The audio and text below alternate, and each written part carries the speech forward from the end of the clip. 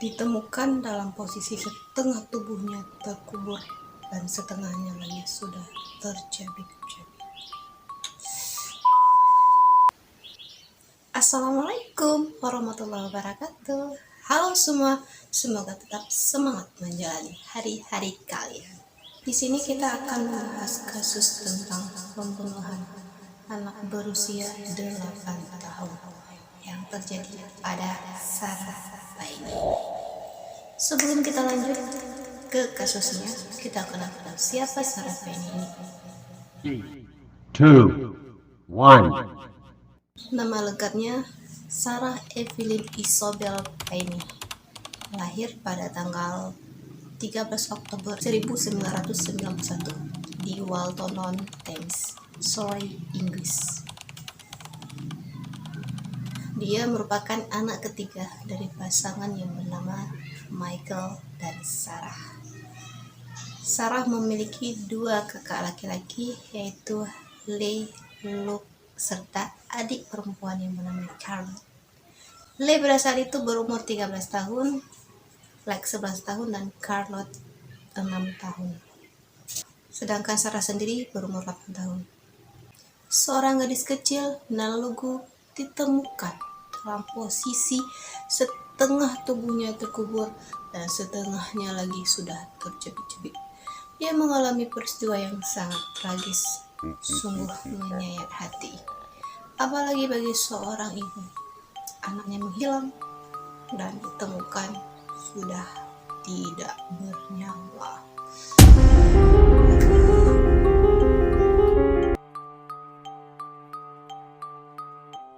Jadi, kisah awal bermula dari Sarah Paine dan sekeluarga mengunjungi rumah kakek neneknya pada hari Sabtu 1 Juli tahun 2000 di Kingston Court, Inggris. Pada hari itu, Sarah Paine dan saudaranya Leigh, Luke, dan Charlotte serta kedua orang tua mereka berjalan di sepanjang pinggir pantai. Jadi rumah kakek nenek Sarah Paine ini berada di dekat pantai dan memiliki sebuah ladang jagung. Setelah dari pantai, Sarah Paine dan ketiga saudaranya bermain petak umpet di ladang jagung.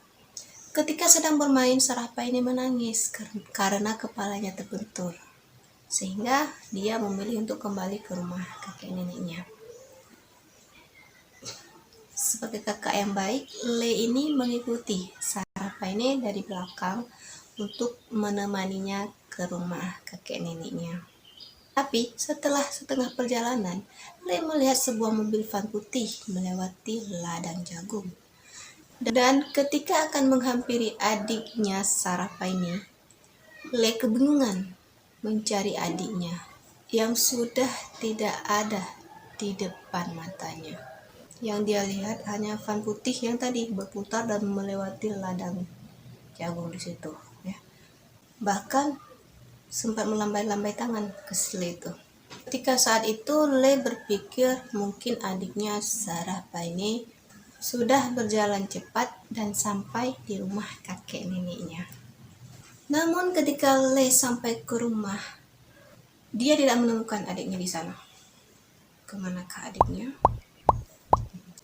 Hingga beberapa saat kemudian, kedua orang tua Sarah Paine ini melakukan pencarian di pantai dan di sekitar ladang jagung di dekat rumah. Namun setelah beberapa waktu mencari dan tidak berhasil ditemukan Sarah Paine, akhirnya mereka memutuskan untuk melapor polisi atas hilangnya Sarah Paine ini. Kemudian polisi setempat dan pemadam kebakaran dikerahkan pada hari yang sama untuk menemukan Sarah Paine. Namun hasilnya Sarah Paine tidak ditemukan juga. Keesokan harinya sebanyak 50 petugas dikerahkan dan dibantu oleh 80 warga sekitar dan kerabat yang ikut mencari Sarah Paine. Namun Sarah juga tidak ditemukan. Polisi memperkirakan Sarah Paine ini diculik. Usaha lain juga dilakukan oleh kedua orang tua Sarah Paine, yaitu mengabarkan berita kehilangan Sarah Paine di televisi. Mungkin ada masyarakat yang melihat di mana keberadaan Sarah Paine.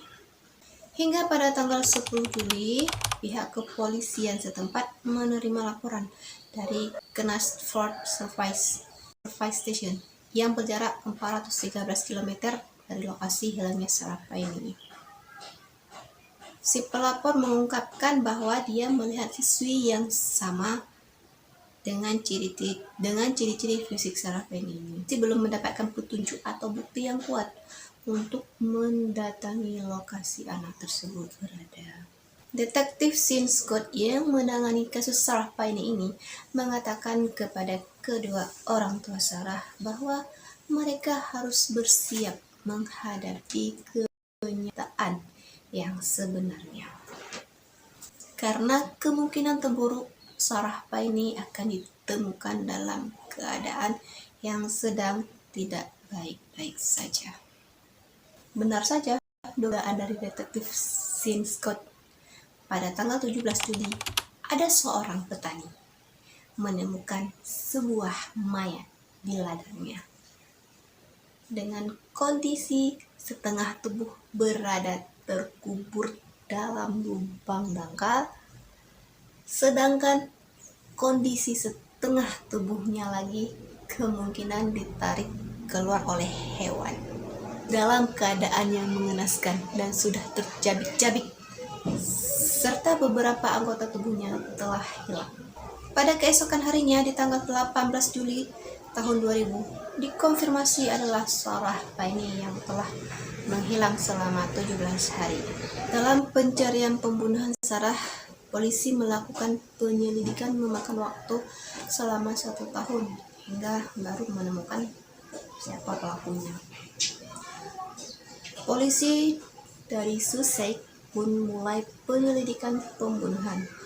Kecurigaan cepat jatuh pada Roy Whiting, seorang pria lokal dan pedofil yang sudah dikenal. Dia sudah pernah dipenjara 4 tahun penjara karena pernah menculik seorang gadis 9 tahun.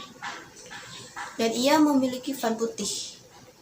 Ketika ditanya oleh polisi tentang hilangnya Sarah Paine, ia mengatakan ia tidak tahu apa-apa dan mengklaim bahwa ia berada di pasar malam di Hove pada waktu Sarah menghilang. Pembohong terbesar.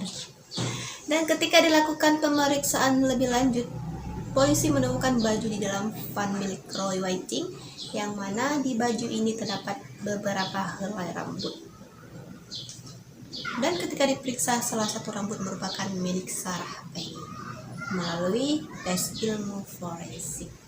Pada tanggal 12 Desember 2001, Roy Whiting dihukum seumur hidup atas pembunuhan dan penculikan Sarah Paine. Lewis Crown Court menyampaikan keputusan bulat setelah sidang berlangsung 4 minggu. Hakim merekomendasikan bahwa Whiting tidak pernah dibebaskan dari penjara. Namun, hukuman seumur hidup Roy Whiting pada tahun 2010 dikurangi minimal 4 tahun penjara. Ya, gimana hukum di Inggris? Mungkin ada keringanan apa, kita nggak tahu ya. Namun di dalam penjara, Roy Whiting ini mendapatkan perlakuan yang sangat buruk dari narapidana lainnya, sehingga wajahnya rusak akibat ditendang dan dianiaya. Ya mungkin narapidana yang lain geram atau apa ya gitu ya, palak tutup palak ya kepada si pedofil ini. Gitulah ceritanya ya beb. Terus geram, aku juga geram, palak mutabok juga tuh muka dia, tapi nggak kenal kita ya. Itulah kasus yang terjadi pada Sarah Paine. Jangan lupa tinggalkan komentar kalian di kolom komentar. See you again. Bye bye. Wassalamualaikum warahmatullahi wabarakatuh.